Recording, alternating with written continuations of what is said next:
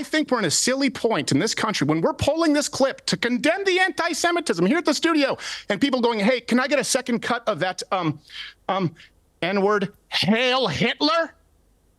That's the point. So here's the actual clip and what I actually said. So yesterday, it aired, but I taped this 2 days ago. Piers Morgan. I was on, I believe it's Uncensored with Piers Morgan, the show. And it should be titled Censored with Piers Morgan. Now, I'm going to be really clear here. I know that in many ways I shouldn't. For whatever reason, I kind of like Piers Morgan. He's also, been a pretty gracious host. There are some things that he does that I disagree with, but I always answer for any of my insults or backhanded compliments. But this was a pretty important conversation that we had, and it was titled, I'm going to say it, N-word debate with Steven Crowder and Mark Lamont Hill. Now, here's the thing. I did say it in context. There has been no reaction of offense from anybody. And this is important. There's a conversation. We're not talking about wanting to go out and denigrate black people with the N-word. What we are discussing right now in this country is people being silenced and terrified of losing everything, even if they say the wrong word in the right context where they are condemning prejudice. It's a political weapon, and it's used selectively. And I chose my words carefully.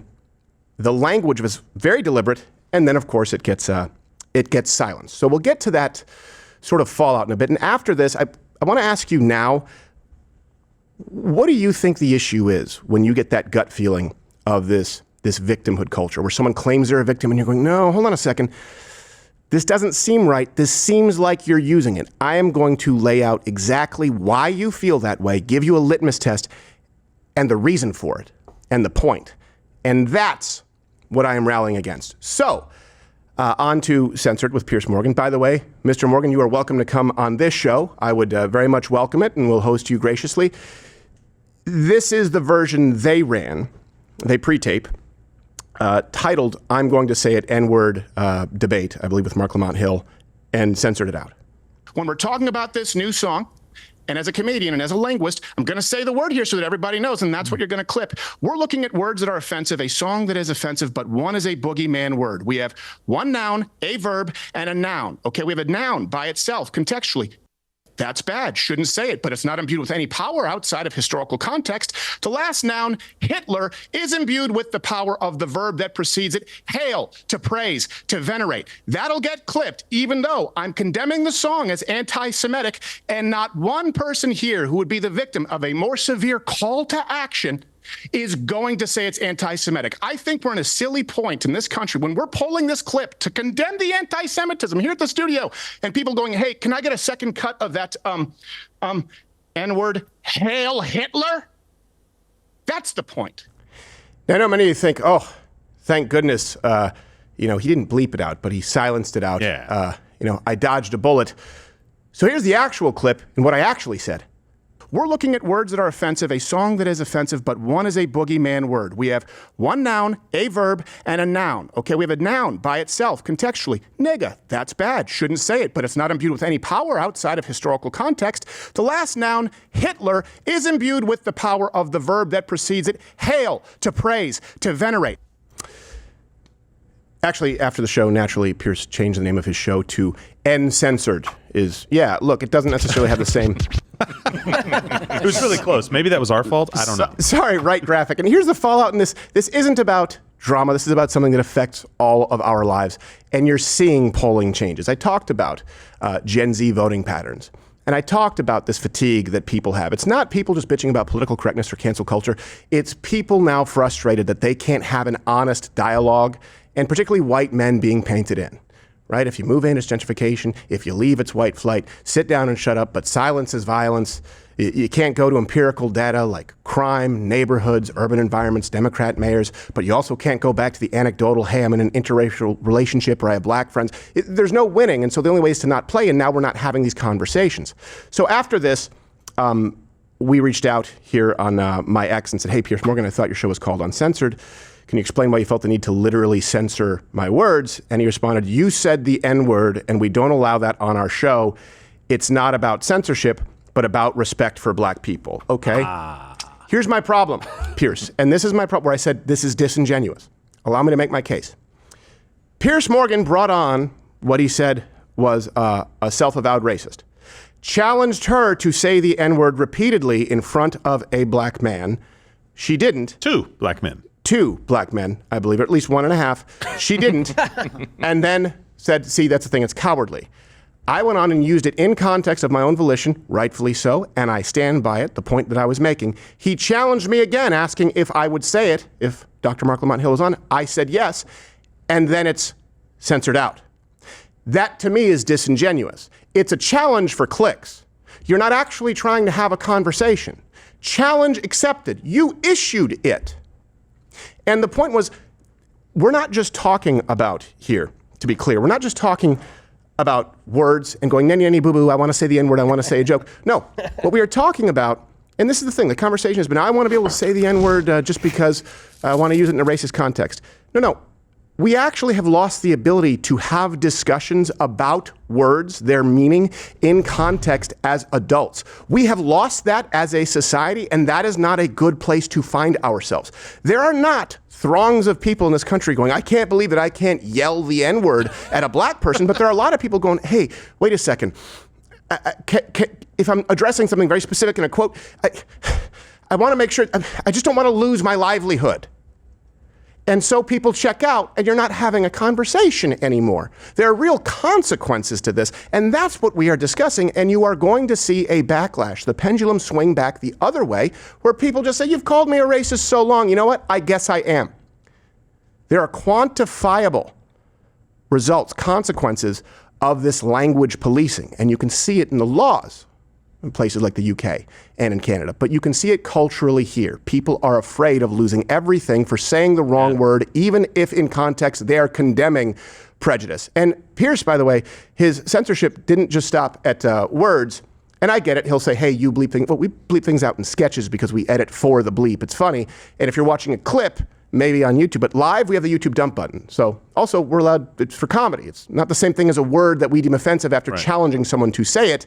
He's also gone as far as to cut out some inconvenient sounds, because I know that interruptions take place a lot there, and that's not really the game that I want to play. And here's what you saw, and you wouldn't know this unless I told you. Hold on a second. You say that every single person who is giving to that is the equivalent of the person yelling the N-word at a 5-year-old. I didn't say that. We say the same thing. No, I didn't say that. Hold on. No, I didn't say that. That's the interruption buzzer. Hold on, let me finish my point. I'll be done in 20 seconds. 20 seconds. Would we also say then that the people giving to Anthony, Carmelo Anthony, support the wanton stabbing of white kids who die in their twin brother's arms? Now that would seem silly. You're going, hey, what's happening there? Here's the actual clip, and this isn't the first time that this has happened on Piers Morgan. Hold on a second. You say that every single person who is giving to that is the equivalent of the person yelling the N-word at a 5-year-old. Would we say the same thing? Okay, would we say, hold on. That's the interruption buzzer. Hold on, let me finish my point. I'll be done in 20 seconds. 20 seconds. That last little one. It's a little childish and stupid. Then again, so is editing out a boogeyman word when used in context. Especially because it's not a buzzer. It's one of those smokers. Yeah, it was our Val Kilmer thing. Yeah. And here's the thing. This has happened in the past, and this is why I don't like going on a lot of programs, not because I'm not willing to, do change my minds and talking with people in the street, black and white and the gray issues. It's that a lot of people are scoring points, and it's disingenuous. Things get doctored a little bit.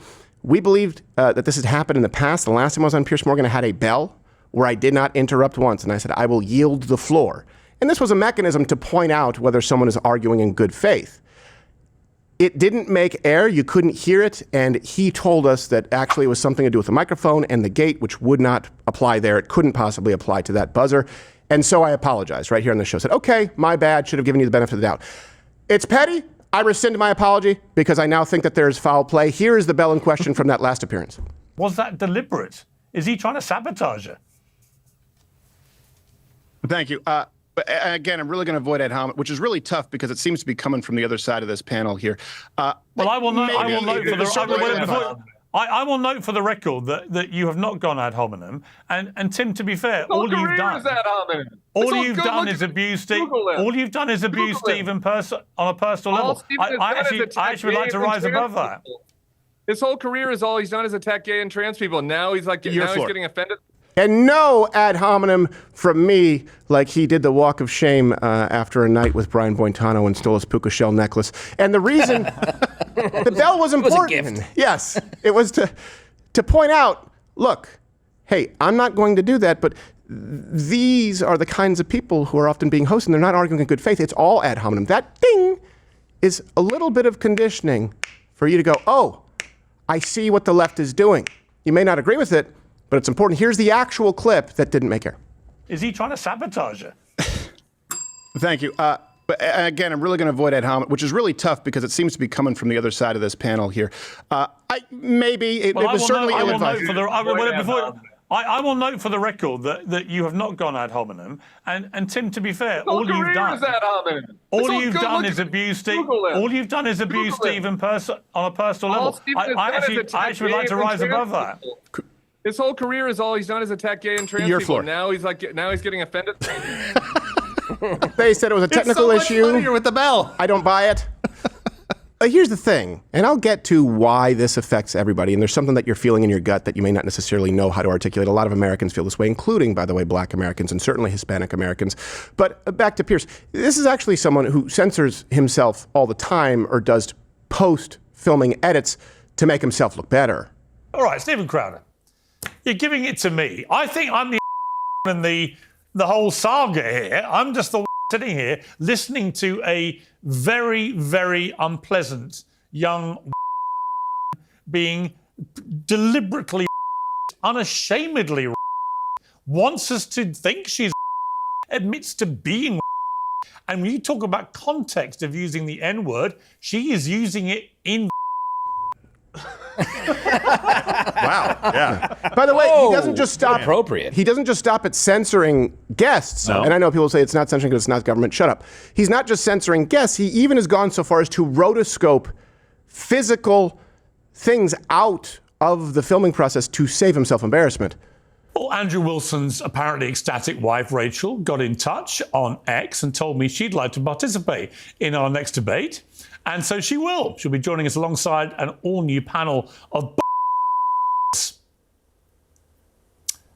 You don't need to edit it out. It's preference. It's okay. Just be proud, bro. Yeah, come on, man. Not your fault. Fire that camera guy. Mr. Yeah, you should have had a panoramic lens. That's a big boom mic. I'd never wear pants if that And then Nancy Mace is going to be on the show. was Sorry. It's a comedy show. You are invited on the show, Piers, and of course we will be very respectful in hosting you and give you the floor. And I believe Dr. Mark Lamont Hill will be on the show. He was actually a gentleman. I haven't heard him accuse me of racism, and certainly not if you look at the comment section. You can go and watch their version on Piers Morgan's channel. Here's what I want to point out. The culture that you've heard me talk about how fake victimhood creates real victims. If you find yourself, and comment below if you felt this, and I'm going to explain why I believe you have this guttural reaction. When you hear someone say, no, hold on a second, I'm being victimized, I can't believe, this will irreparably damage me, and you're going, that doesn't pass this, something seems off here. I think you're using this as a cudgel. Here's why. When people do that, they're invariably victimizing someone for real. Let me give you an example, a few examples here. And then I would like for you to comment if you can name one exception. Someone saying, using the N-word, even in the context of condemning racism, but discussing language as an adult, irreparably harms my soul because of that word. What's actually happening is people are being victimized by losing their livelihoods, by losing their jobs, by being ostracized from society, and all of society losing their right to freedom of speech. And again, I mean freedom of speech as adults. No one here is having a debate that you should go out and insult someone using a racial epithet. But there has been a conversation going on for a long time in this country. Yeah, but I shouldn't lose everything, and I shouldn't be accused of racism if I use a word that you don't like in context to make a point. And while we're talking about that, the argument falls apart when they say, well, the N-word is the one word with historical context that has been imbued with power because they were oppressing slaves. Great, okay, now do Hail Hitler. I get that you will say Hail Hitler is not the same as a racial epithet. For example, if at any point I had condemned the use of the word kike or Shylock, again, I wouldn't be accused of being anti-Semitic because people are adults and can have that conversation. But if the N-word is so impermissible because of the power historically, give me one historical context where Hail Hitler is anything other than worse. I made the point. I called that they would include the Hail Hitler, which I said not one, but like 19 times. They had no problem with it. Here's another example. Not allowing me to compete victimizes me. You're taking away my rights. The reason you're going, that doesn't seem quite kosher, is because women are actually being victimized in having to compete against men. It's COVID. Hey, hold on. It's COVID. If you're putting me at risk, I'm immune compromised. You don't care. You are victimizing all of us. Why won't you put on a mask? Why won't you socially distance? Well, the people being victimized are the businesses that are shuttered, that will they'll never, ever, ever open back up. Children whose educational process, experience, their childhood itself, they will never get back. Hey, you can't say that. That's actually sexism. That's misogyny if you say that men and women are biologically different. Take any buzzwords here. Oh, hold on a second. No, you're actually victimizing women who agree with that, women who understand it, and the nuclear family, which is by design. Right? The destruction of it. Patriarchy. You heard it from Hillary Clinton. Black Lives Matter. And every single Marxist professor out there in the country. Give me one exception. Give me one exception today where when people are claiming victim status in trying to eliminate or silence your opinion, they are not actually acting as a predator, victimizing someone in real life. I want you to use that litmus test going, whether it's trans, whether it's misogyny, sexism, whether it's racism, whether it's homophobia, any of it. Use that test and tell me I'm wrong on a single example. If there is a fake victim, there is a real victim, and in every scenario, the fake victim knows it. What do we call that? We call that manipulation. Vagina is exactly what I would say if I wasn't here on YouTube. So go and subscribe on Rumble. Same channel where free speech is actually alive and well. Or you can stay here and the